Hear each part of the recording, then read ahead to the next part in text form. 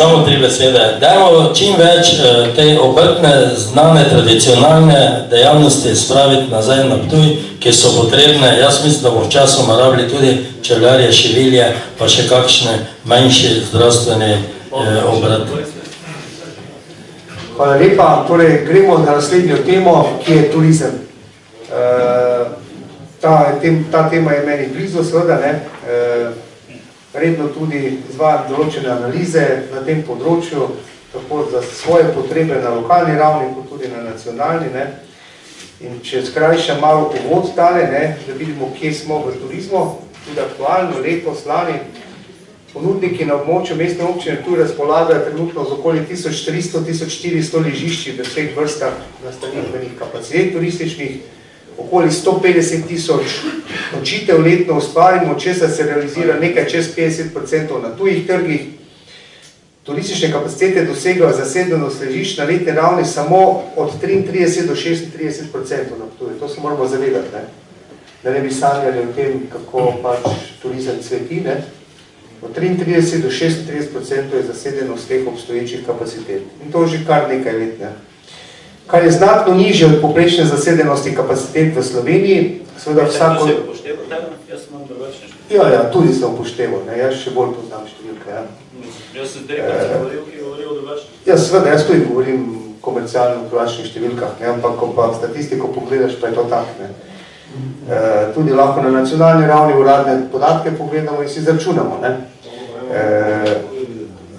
Rast števila prenočitev je bila v zadnjih letih znatno nižja od rasti nočitev v Sloveniji. To je tudi dejstvo, ne.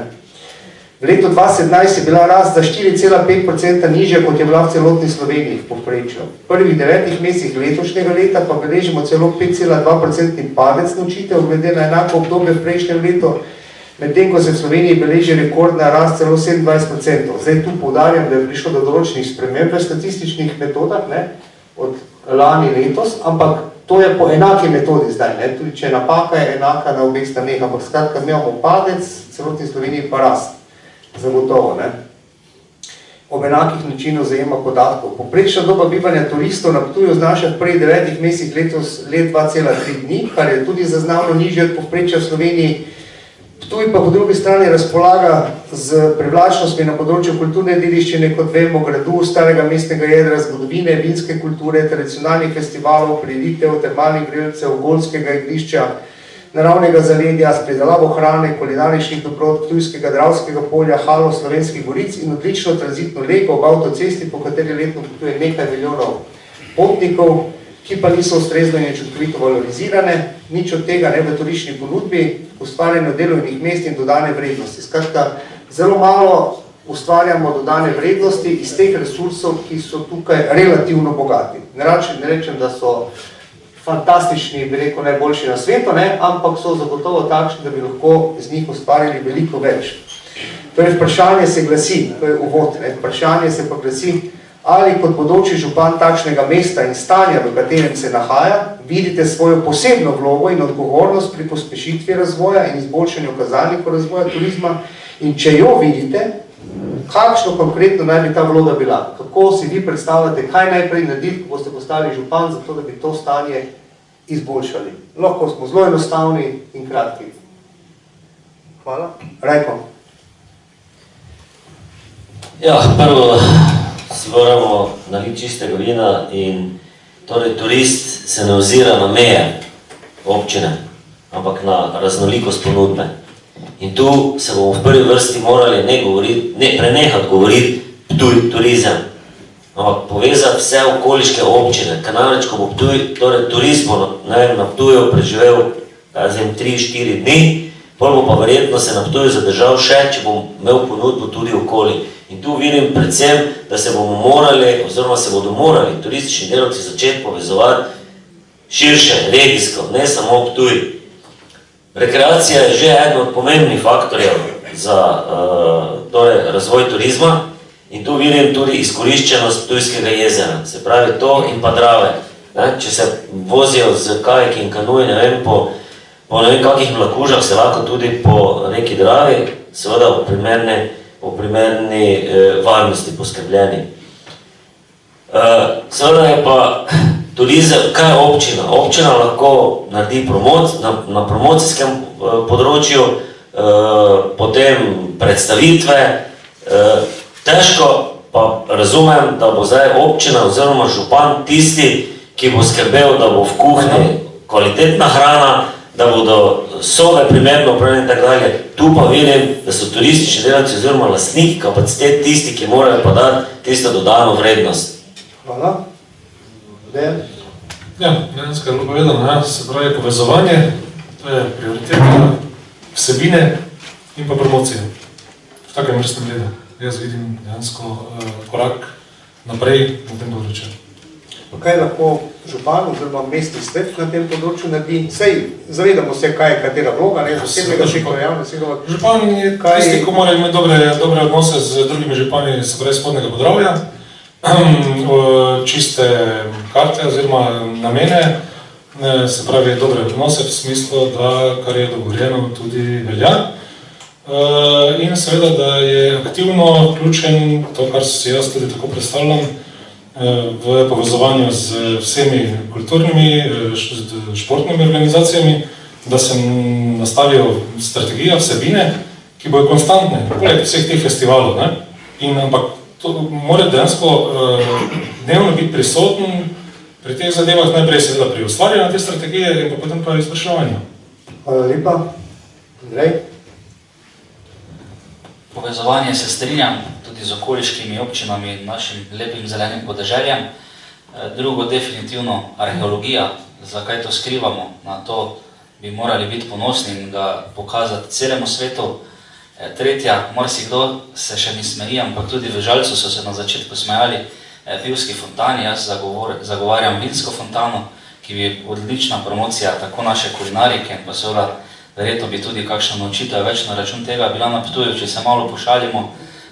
Zagotovo pa seveda treba tudi delati več v smeri povezovanja in promocije, torej povezovanja lokalnih ponudnikov, gostincev in seveda tudi urbanističnega pristopa, torej spremembe, recimo, pogledajte, kakšne imamo fasade, nobene resne urbanistične reforme že ni bilo na Ptuju in z tega vidika vidim nekega mestnega gospodarja, ki bi, lahko rečemo, skrbel za dobre odnose med vsemi ponudniki, gostinske ponudbe, promocijo in pa seveda tudi usklajevanje aktivnosti. Ne pa, da imamo en dan 3 dogodke, naslednji dan pa nič. Hvala. Janez? Hvala. Ja, vsekakor občina mora poskrbeti najprej za urejeno infrastrukturo, urejene poti, varne poti, pločnike, kolesarske poti, pripravlja se projekt za parkirišče avtodomov, vsekakor z vso našo tradicionalno, zgodovinsko, tradicionalno, etnografsko in vse te zadeve dovolj transparentno uvrstiti na zemljevid turistične destinacije, pripeljati na Ptuj vsaj 10% tistih turistov, ki se že nahajajo v Sloveniji, recimo v Ljubljani ali v Primorju, ki jih peljajo velikokrat tudi mimo nas, Prekmurje ali pa še kam. In vse to vsekakor omogočiti tistim, ki so zainteresirani, da se jim tudi pomaga pri ponudbi in prostorih, ki jih nujno potrebujejo. Hvala lepa. Hvala. Zdaj, župan predlaga, mestni svet potrjuje, bodi si strategije, bodi si finančne načrte, bodi si akcijske načrte. Dejstvo pa je, da noben izmed nas, če že v tem trenutku ni strokovnjak za turizem, ne bo z izvolitvijo tudi to postal. Zato imamo dovolj profilov tudi v tebi, Peter, da se lahko pogovarjamo, mora pa biti župan, torej jaz vidim funkcijo župana in tudi mestnega sveta v tem, da moderira ta dialog med deležniki, med tistimi, ki se na to spoznajo in da skupaj potem pripravljajo te strategije in akcijske načrte, kako peljati stvari naprej, da bodo najboljši možni meri tudi izkoriščene. Hvala lepa. Gorazd. Ja, kar nekaj stvari je bilo že omenjenih. Jaz pa mislim, da naša vloga kot lokalne skupnosti in tudi kot župana je pa promocija, promocija in promocija. Sicer številke, Peter, ki si jih omenil, jaz imam povsem drugačne, glavni ponudnik nastanitve so Terme Ptuj, ki mislim, da imajo med 60 in 70% zasedenost. Kolega me je tudi še dodatno informiral, da je temu res tako, tako da ne vem, kje si te podatke dolo. Ja, to je za celo mestno občino Ptuj, neko greši, ja. Ja, ampak glede na to, da je velika večina nočitvenih kapacitet, tam me malo preseneča tako nizki odstotek. Torej, jaz mislim, da naša naloga je, to smo že na ne vem kolikih soočenih se nekako že dogovorili, tako da ne pričakujem nekih resnih problemov pri tem. Potrebno je dvigniti sredstva za promocijo. Ustanovili smo Zavod za turizem, ki po mojem mnenju dela odlično. Res je, da delajo komaj 3 leti in da ne moramo zdaj pričakovati svetlobnih let preskoka, ampak delajo vestno in zavzeto in z majhnimi koraki se da daleč priti.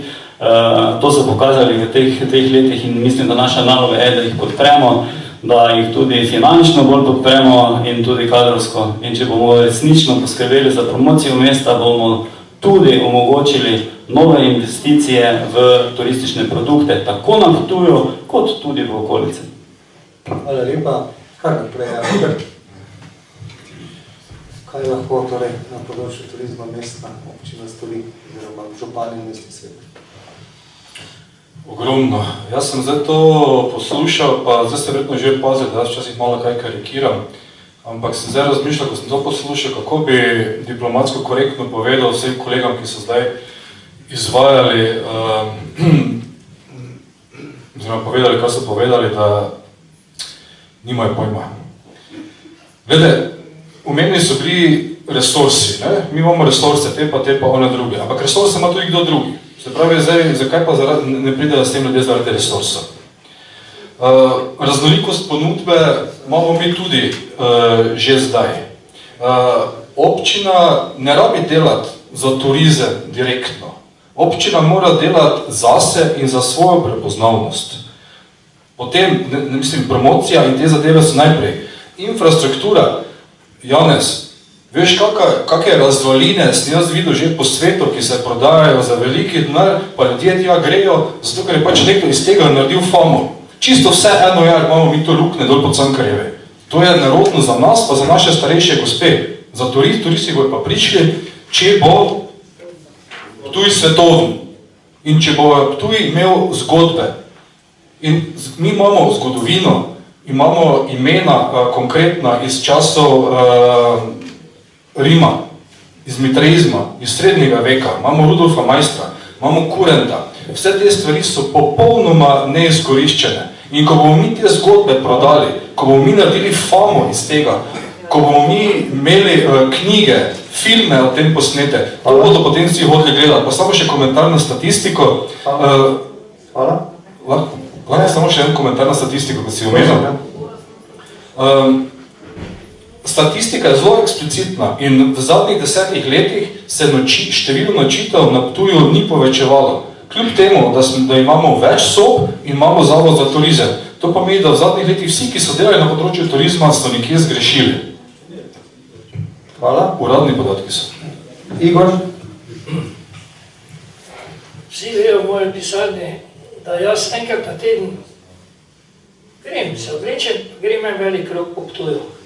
Kot župan, verjamete, da bom to vedno naredil. Zdaj grem z nekim užitkom, ker rad grem, potem pa verjamete, da bom pri vseh teh, vi pravite, teh deležnikih turizma se vstavil, pa povzel njihove želje in načrte.